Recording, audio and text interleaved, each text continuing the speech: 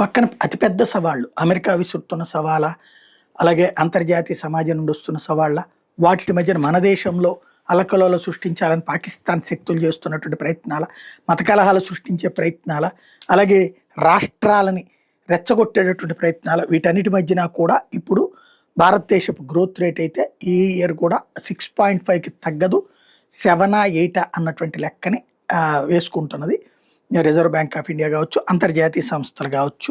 ఆ లెక్కల్లోనే ఉన్నాయి. ఎందుకంటే ప్రపంచంలోనే growth rate, GDP growth rate అత్యధికంగా ఉన్నటువంటి దేశం కిందన భారతదేశం ఉండటం అన్నటువంటిది ఇక్కడ కీలకమైనటువంటి అంశం.